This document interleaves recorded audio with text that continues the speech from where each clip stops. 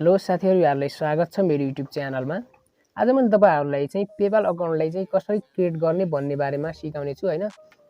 फुल verified त बनाउन सकिदैन हैन। तपाईहरुले चाहिँ पैसा सेन्ड रिसिभ गर्न चाहिँ सक्नुहुनेछ है त। यो पेपाल अकाउन्ट बनायो भने पैसा सेन्ड रिसिभ हुन्छ हैन। भेरिफाइड चाहिँ हुँदैन है। भेरिफाइड चाहिँ हुँदैन।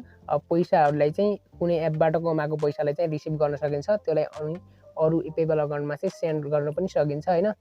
यस्तो पेपाल अकाउन्ट कसरी बनाउने भन्ने बारेमा म तपाईहरुसँग डिटेलली कुरा गर्ने छु हैन। तपाईहरुले भिडियोलाई अन्त्यसम्म हेरेर साथ दिनु होला अनि भिडियोलाई स्किप पनि नगरेर हेर्नु होला साथीहरु। ल त साथीहरु, भिडियो स्टार्ट गरौँ। तपाईहरुलाई यस साइटको लिंक चाहिँ भिडियोको डिस्क्रिप्सनमा दिएको हुनेछ, त्यहाँबाट तपाईहरुले जानु होला हैन। यो चाहिँ यस्तो इन्टरफेसमा आउनु हुनेछ हैन। तपाईहरुले चाहिँ यहाँ मेनुमा क्लिक गर्नु होला। मेनुमा क्लिक गरेपछि हल्का स्क्रोल डाउन गर्नु होला अनि यहाँ साइन अप लेखेको छ त्यहाँ क्लिक गर्नु होला।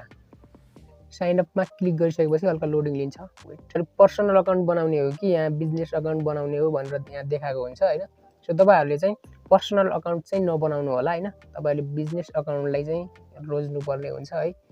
बिजनेस अकाउन्ट बनाउँदाखेरि हल्का फाइदा हुन्छ हैन। सो त्यसैले यहाँबाट नेक्स्ट गर्नु होला। बिजनेस अकाउन्टलाई स्विच गरिसकेपछि जीमेल अकाउन्ट मागेको हुन्छ हैन। तपाईहरुले जीमेल अकाउन्ट यहाँ हाल्दिनु होला। म आफ्नो हाल्छु। त्यसपछि चाहिँ कन्टिन्युमा क्लिक गरेर अनि क्लिक गर्यो भनेपछि यहाँ माथि पासवर्ड हाल्न भनेर आउँछ हैन। सो यहाँ तपाईहरुले चाहिँ एउटा स्ट्रङ खाली पासवर्ड हाल्दिनु होला हैन। सो म आफ्नो पासवर्ड हाल्छु। सो तपाईहरुले पनि स्ट्रङ खाली पासवर्ड यहाँ हाल्नु पर्ने हुन्छ है। साथीहरु, मेरो यहाँ तीनटैमा टिक लागिसकेको छ हैन। मेरो पासवर्ड चाहिँ स्ट्रङ भइसकेको छ हैन। सो तपाईहरुले चाहिँ यहाँ दुईवटा बक्स आउँछ यिनीहरुमा दुईटैमा टिक लगाइदिनु होला यसरीगन अनि यहाँबाट नेक्स्ट गरिदिनु होला अर्थात कन्टिन्यू गरिदिनु होला है त।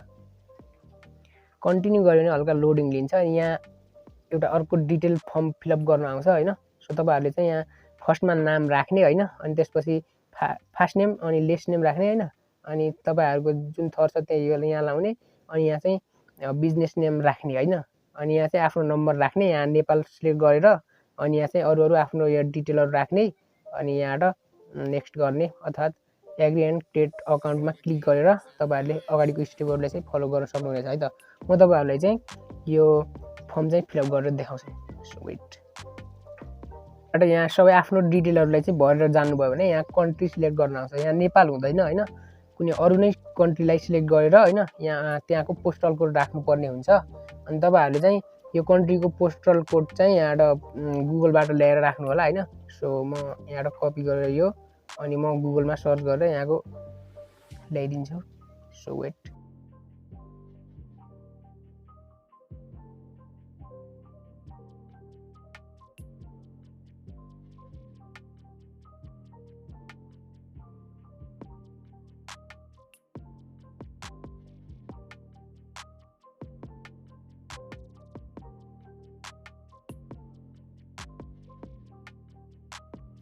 सो यहाँको सबै फर्महरु फिलअप गरिसकेपछि तपाईले कन्टिन्युमा गर्न सक्नुहुन्छ हैन। माथि मैले आफ्नो यहाँ डिटेल राखेको छु, तपाईले हेर्न सक्नुहुनेछ हैन।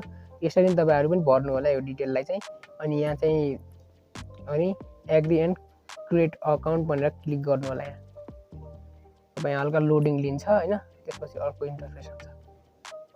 त्यहाँबाट तपाईहरुले कन्टिन्यू गरिसकेपछि यहाँ चाहिँ आउँछ यस्तो इन्टरफेस हैन अनि यहाँ चाहिँ सिलेक्ट गर्नुपर्छ तपाईहरुले चाहिँ इन्डिभिजुअल है त।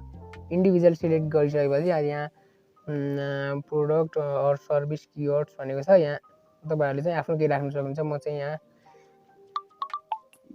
कम्प्युटर डेटा प्रोसेसिङ राख्दिन्छु। कम्प्युटर प्रोग्रामिङ डाटा प्रोसेसिङ राख्दिन्छु है त। अनि तपाईहरुले चाहिँ यहाँ युनाइटेड किंगडम सिलेक्ट गर्न सक्नुभयो हैन। यहाँ हाम्रो नेपाल पनि होला। नेपाल सिलेक्ट गर्दा नि हुन्छ है त। वेट। यहाँ नेपाल पनि सिलेक्ट गर्दा हुन्छ हैन अनि यहाँ चाहिँ अब आफ्नो चाहिँ नाम राख्ने। नाम राखिसकेपछि यहाँ कन्टिन्यू गर्ने है त। अनि यहाँ चाहिँ आफ्नो डेट अफ बर्थ राख्नुपर्ने हुन्छ हैन। तपाईहरुले चाहिँ डेट अफ बर्थ राख्नुपर्ने हुन्छ अनि यहाँ चाहिँ यो यसमा टिक लगायो भने आफै यस्तो हुन्छ हैन।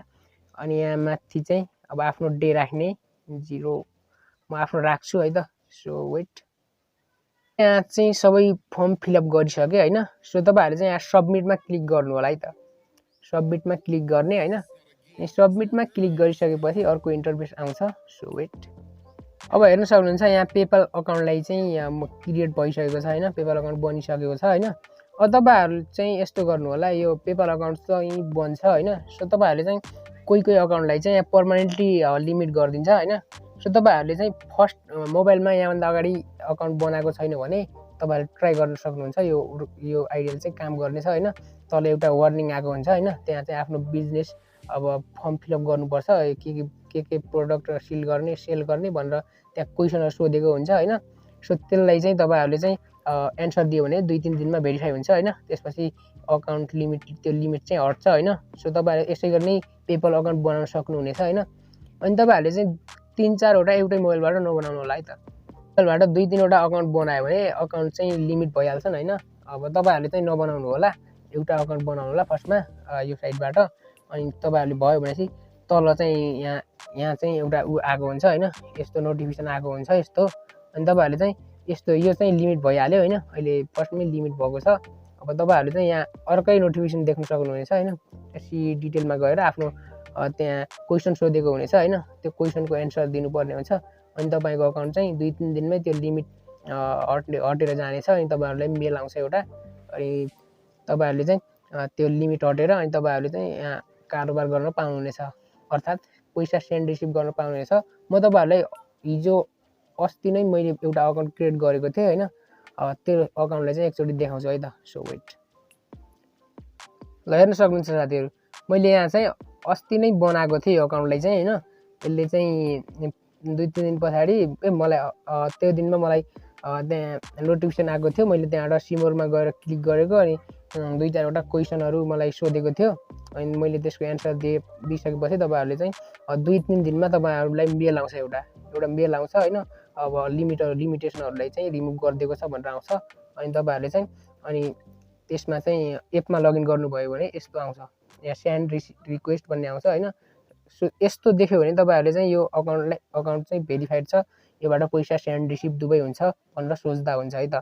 मैले बनाएको थिएँ होइन, सो मेरो भएको थियो होइन। सो तपाईँहरूले पनि एकचोटि ट्राई गर्नु होला, सायद काम गर्नेछ यो आइडियाले चाहिँ।